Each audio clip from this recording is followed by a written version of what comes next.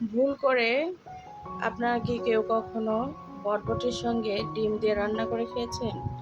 কেউ যদি রান্না করে না খেয়ে থাকেন তাহলে রান্না করে খেয়ে দেখতে পারেন।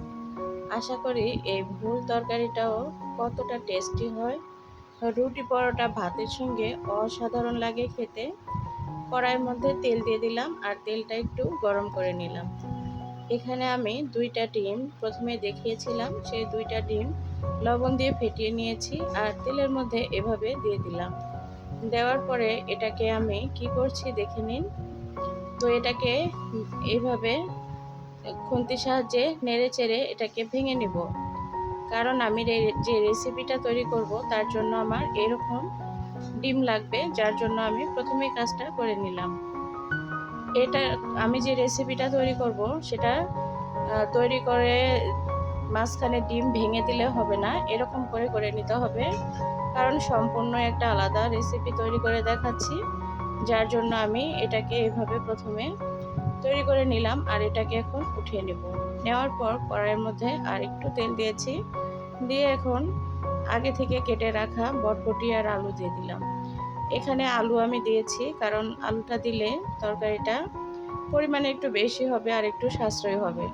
শুধু বটবটি খেতে তেমন একটা ভালো লাগবে না, যার জন্য আলুটা দেওয়া আর কি। আলুটা দিলে বটবটিটার সঙ্গে ব্যালেন্সটা দারুণ একটা আসবে আর খেতে অসাধারণ লাগবে। তো এখন লবণ দিয়ে দিলাম আর হলুদ দিব। লবণ হলুদ দেওয়ার পরে এটাকে আমি নেড়ে চেড়ে নেব। ৫ মিনিট সময় ধরে এটাকে সুন্দর করে ফ্রাই করে নেব।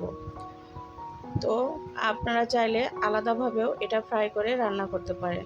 তো আমি আপনাদের সময় এবং তেলের পরিমাণটা বাঁচিয়ে দেওয়ার জন্য আজকে একটা নতুন পদ্ধতি অবলম্বন করেছি, যেটাতে আপনাদের খুবই উপকারে আসবে। অতিরিক্ত তেল নষ্ট করার চাইতে এভাবে যদি রান্না করতে পারেন তাহলে তেলটা কিন্তু সাশ্রয়ী হয়ে যাবে। তো এখন দেখুন আমি বটবটি আর আলুটাকে ভেজে নিয়েছি ৩ মিনিট। তো আরও ২ মিনিট ভেজে নেব সুন্দর করে। নেওয়ার পরে এটা কিন্তু একদম পুরোপুরি রান্না করার জন্য উপযোগী হয়ে যাবে। তো ৫ মিনিট জাল করার পরে কিন্তু এখানে আমি পেঁয়াজ অ্যাড করব। তো এখানে পেঁয়াজের পরিমাণটা আপনারা আপনাদের টেস্ট বুঝে দিবেন। অল্প বেশি দুটা দিলেও কোনো সমস্যা নেই। বেশি দিলে একটু স্বাদটা বেশি হবে, কম দিলে একটু স্বাদটা কম হবে এই আর কি। তো এখানে বেশ কিছু পেঁয়াজ দিতে হবে। তো আমি এখানে পেঁয়াজগুলো দিয়ে দিচ্ছি, দেখতেই পাবেন। তো এই যে আমি এখানে পেঁয়াজ দিয়ে দিলাম এরকম। তো এখানে আর কয়টা কাঁচামরিচ দিয়ে দিব, মাঝখানে ফালি করে দিয়েছি। আর আগে যে টমেটো দেখিয়েছিলাম সেই টমেটোটা কেটে বিচিগুলো ধুয়ে ফেলে দিয়ে তারপরে এখানে ব্যবহার করব। তো টমেটোটা দিলে দারুণ একটা ফ্লেভার আসে, যেহেতু ডিম দেওয়া থাকবে আর আলু আর বটবটির একটা আলাদা ফ্লেভার থাকবে, সেখানে টমেটোটার একটা টকভাবে দারুণ একটা মজার রেসিপি তৈরি হবে। তো রুটি পরোটা বা ভাতের সঙ্গে যখন খাবেন তখন দেখবেন খুবই ভালো লাগবে, একটু টক টক লাগবে, ঝাল ঝাল, অসাধারণ একটা কম্বিনেশন। তো যাই হোক, এখন এটাকে দিয়ে আমি ভালো করে জাল করে নিচ্ছি, দেখতেই পাচ্ছেন।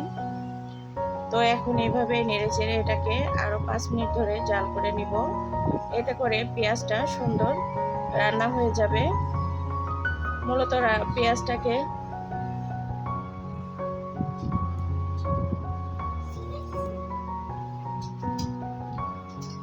তো এখন এই যে আমি এটাকে আরও জাল করে নিচ্ছি। এখন যেহেতু আমি এখানে মশলাগুলো অ্যাড করব, তার জন্য প্রথমে আধা চামচ লবণ দিয়েছিলাম, এখন আরও আধা চামচ লবণ দিলাম আর সঙ্গে দিলাম ১ চামচ আদা রসুন বাটা।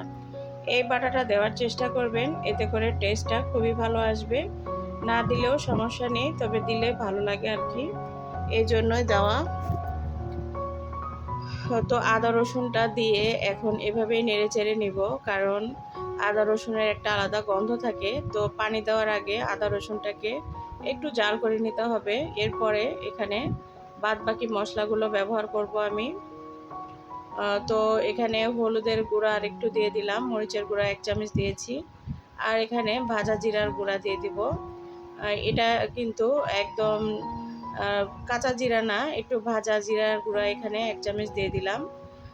এতে করে টেস্টটা আলাদা লাগবে। তো চাইলে আপনারা কাঁচা জিরাও দিতে পারেন, সমস্যা নেই। তো এখন দেখুন এভাবে একটু নেড়েচেড়ে নিচ্ছি মশলাগুলো দেওয়ার পর। এরপরে আমি এখানে পানি দিয়ে দিব। তো এখানে পানিটা দেওয়ার পরে মশলাগুলোর সঙ্গে সবজিগুলোকে খুব সুন্দর করে আমি জাল করে নিব, কষিয়ে নিব আর কি। তো এই যে এভাবে আমি এটাকে সুন্দর করে কষিয়ে নিচ্ছি। মশলাগুলো যেহেতু দেওয়া হয়েছে তার জন্য অবশ্যই কষাতে হবে, না যদি এভাবে কষিয়ে নেন তাহলে কিন্তু খেতে ভালো লাগবে না। তো মশলাগুলোকে ভালোভাবে কষিয়ে নিচ্ছি আমি। মশলাগুলো যখন ভালোভাবে এখানে সবজির সঙ্গে কষানো হয়ে যাবে সেই পর্যায়ে কিন্তু আগে থেকে ফ্রাই করে রাখা যে ডিমগুলো রেখেছিলাম সেগুলো এখানে অ্যাড করব।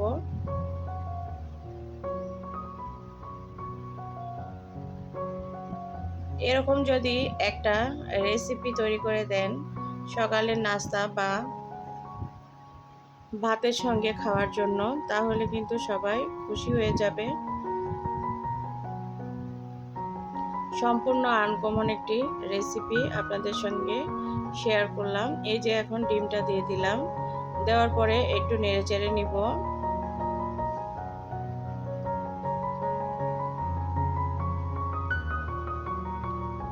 দেখতে পাচ্ছেন আমি কিভাবে এটাকে নেড়েচেড়ে কষিয়ে নিলাম।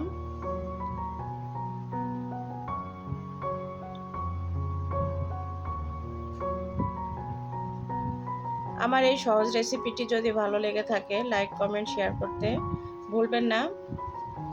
আর কেমন লেগেছে আমার এই সহজ রেসিপিটি অবশ্যই কমেন্ট করে জানাবেন। ভুল ত্রুটি হলে ক্ষমা সুন্দর দৃষ্টিতে দেখবেন।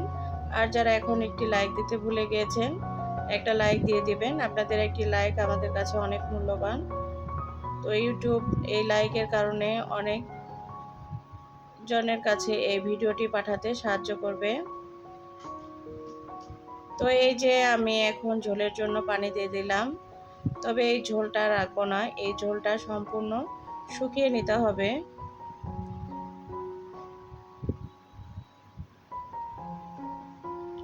এখন ঢাকনা দিয়ে ঢেকে জাল করে নিব 5 মিনিটের মতো। 5 মিনিট পরে ফিরে আসলাম। এখন দেখুন এটাকে আমি একটু নেড়ে চেড়ে দিব। পানিটা কিন্তু অনেকটাই শুকিয়ে এসেছে, আর টমেটোটা দেওয়ার কারণে পানির ঝোলের কালারটা চেঞ্জ হয়ে গিয়েছে, কারণ টমেটোটা থেকে পানি বের হয়ে ঝোলটা সুন্দর দেখাচ্ছে। আপনারা চাইলে এরকম অবস্থায়ও এটা নামিয়ে রাখতে পারেন, আবার শুকিয়েও নিতে পারেন, তবে আমি রান্নাটা একদম শুকিয়ে নেব। তো এই যে আমি ঢাকনা দিয়ে ঢেকে আবারও রেখে দিয়েছিলাম, আর এখন এ পর্যায়ে দেখুন ঝোলটা কিন্তু একদম শুকিয়ে গিয়েছে। এখন আবারও নেড়ে চেড়ে নিয়েছি, আর দেখুন কিরকম হয়েছে।